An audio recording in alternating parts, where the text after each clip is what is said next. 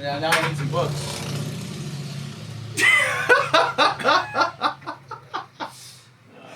Oh my goodness, I love it. I can go down now. Can you?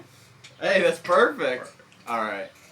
Hey guys, I'm Caleb. I'm Nick. And welcome to Tool Time Tuesday. So we're jumping in with part 2. I cannot get over how short we are. This is so funny.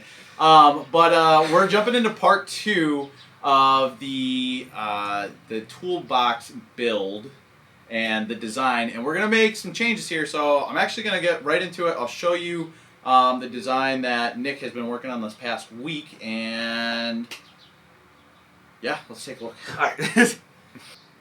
All right. So the angle iron base that we created last week, we're going to actually flip over. So here's the top plate. So it is now going to have a flat top, and we're going to put weld the sheet metal just right on top of this frame, and we're going to add this angle iron cross member. Yep. And we picked up a weldable hinge from Tractor Supply, and we're going to weld that onto the side of the cart. And right. And for people who might not know, why is it such a big deal that it's weldable? Because I didn't know this until like a couple weeks ago when we were talking about it. Yeah, so most hinges or pieces of metal that you'll find at a big box store will either be zinc coated or it'll be galvanized steel, which you should not weld on either of those materials without proper safety equipment. So many times Tractor Supply will sell weldable steel. It's just regular mild steel, and it hasn't been coated. So you don't need to grind that off. You can just weld right on it and then paint it up. Perfect. So that's our solution here. So we're going to be putting this bracket on here and make kind of like a brace, but what it'll be is it'll be able to be collapsible. So when we're ready to bring it down, we can just kind of lift up on the side tray. That would fall down into place, and then we could fold that down. So yeah, that's kind of what we're going to start on. So let's get into that.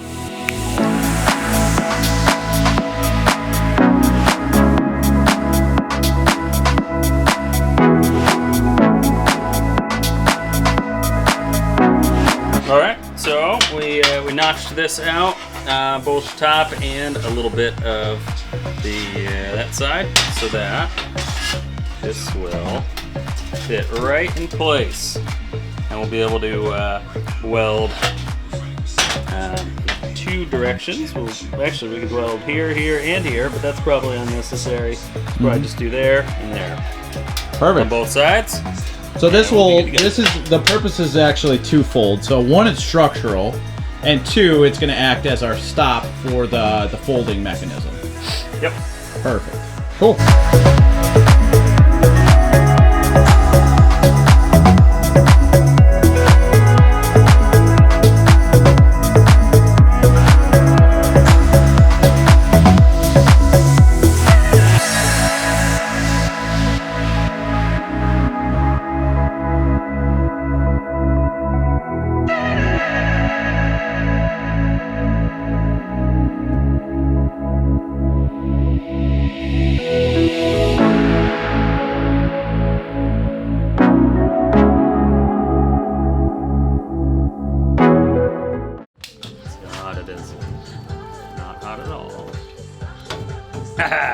That's awesome. Super cool. All right. It's strong too.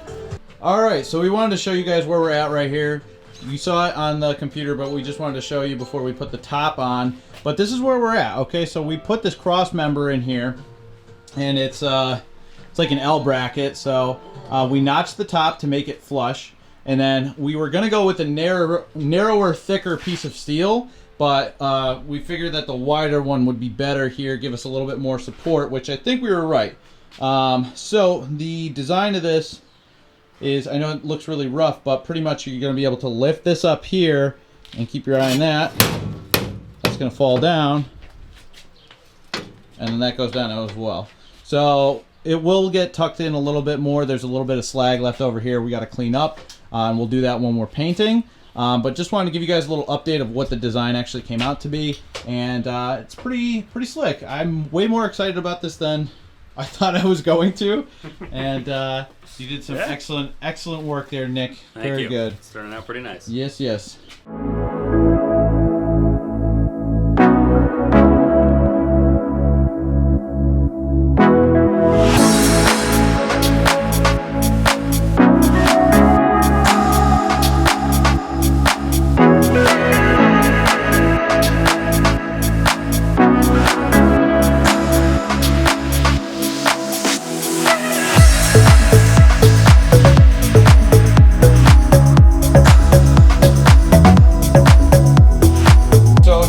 Ready to prep for paint and paint. So let's talk about what kind of paint and primer we're using and how we are applying it. Nicholas? Well, first, I do have to talk about the prep.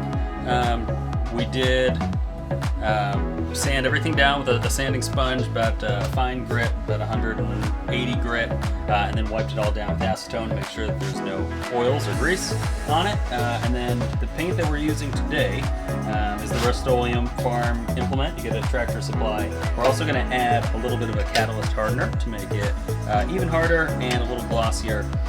That's going to be our final coat. We're going to spray it with the HVLP gun, and then they also sell it in can form, just in case there's a little spot that you want to touch up after the fact. You can just easily touch it up. For a primer, we're going to use Eastwood's epoxy primer. It's a 1-to-1 mix, and that provides a seal coat, and also provides the best adhesion for really any sort of enamel paint. But also for corrosion resistance as well. Now we're going to put a Harbor Freight filter on there on the air system, just so that we don't have any water in the lines. We have the best chance of success. Perfect. So let's get this thing prepped and get it into paint.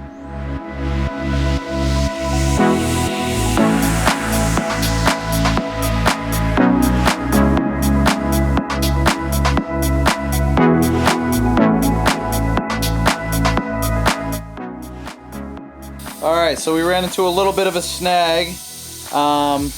The gun that we're using got clogged up like really bad, and we've been trying to fix the issue, but the acetone ate through our plastic cup. So we tried to just paint the primer on while Nick was trying to troubleshoot the gun, and not looking like it's going to be a viable option at this point. So we'll keep you updated, but for right now, we might have to take a little break on the painting, which is a bummer because I want to see it get painted. But we're going to continue to take a peek at it, see if we can come up with anything, and we'll let you guys know before the video's done.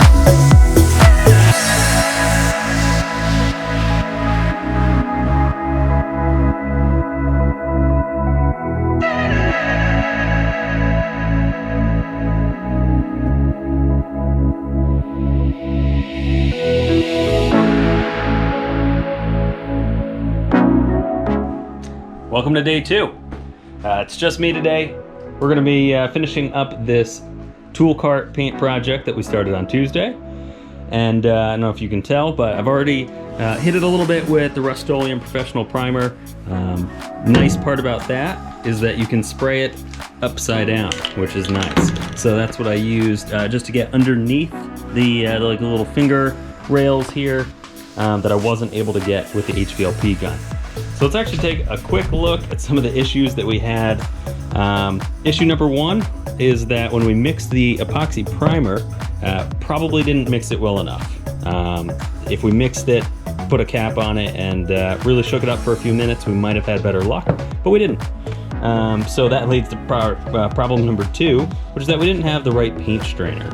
We just used a coffee filter, which turns out allows particles of like 30 microns through, whereas a paint strainer allows like 190 to 250 microns. So too small. We ended up basically just cutting holes in it, which totally defeated the purpose of the strainer, which led to problem 3, which is this little filter strainer that actually goes inside of the gun.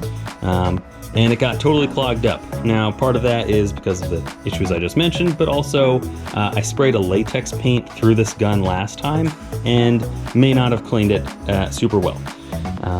So that was an issue. So I ended up actually taking the filter out. We just shot it with no filter at all, which did provide the coverage that we needed, but provided a pretty nasty finish. Can't really tell in the video, but it has a bit of a texture, and it kind of spat some junk on it that I now am gonna hit with a fine sponge. I'm just gonna knock it down real quick, make sure it's smooth, and then I'm just gonna use the Rust-Oleum primer again, just to kind of finish it up.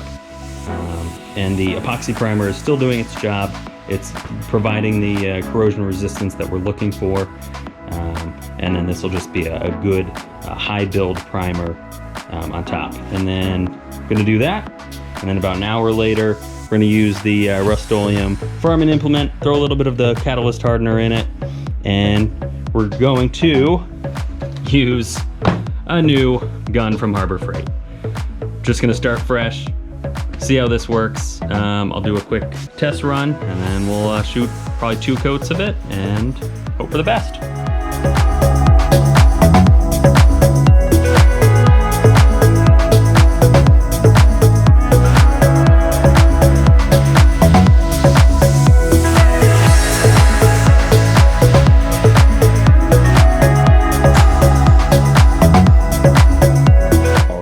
Well, finishing work is done. The box is ready for paint, but unfortunately, the weather is not. We're actually showing 99% humidity here, and the paint recommends 65% or less. So I'm actually going to hold off until tomorrow. It says it'll be around 60%. We'll give it a try then. I have tried painting in near 100% humidity. It doesn't go well. I'm not even gonna try. So, see you tomorrow. All right, we're back. Day 3. Humidity is around 65%, so we're gonna give this a try. We're gonna be painting this box. This is, I know, an excessive amount of work for a fairly small result, but you know what? This box has lasted 30 to 40 years so far, and a nice paint job, a few modifications should last for another 30 or 40, so maybe it's worth it. So we're gonna unbox the gun, do a few test shots, finish this up. So let's get into it. All right, here is the cheapest Harbor Freight gun. Supposedly it works really well. You really don't need much more than this, but we're gonna find out. All right, so I got everything mixed up in here, the catalyst hardener, the mineral spirits, the paint. And so now we're gonna give it go.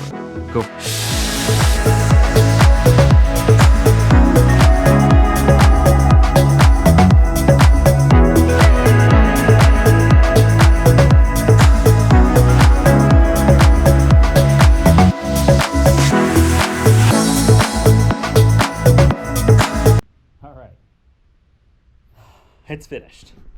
The toolbox is done. Waited about 24 hours for the paint to cure so that I could put the tray back on.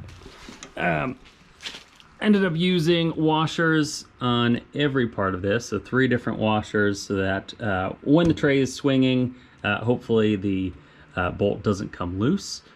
Plus, it'll prevent the bolt, hopefully, from scratching up the paint.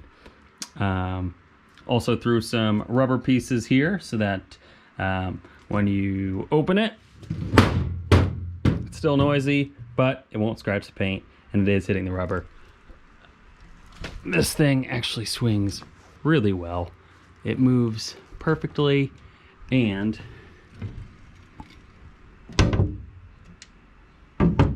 it is really strong. If you see really any flex to it at all, it's because the entire cart is lifting off the ground on the other side. So I think that turned out really well. Just used some spray adhesive for the liner here, and then I actually used the vinyl and fabric paint on this carpet here because it was so perfectly cut and it was in good shape. It just was ugly. So painted it, looks like new. So I'm pretty happy with it. hopefully you learned a little bit from this project, and we'll see you on the next Tool Time Tuesday.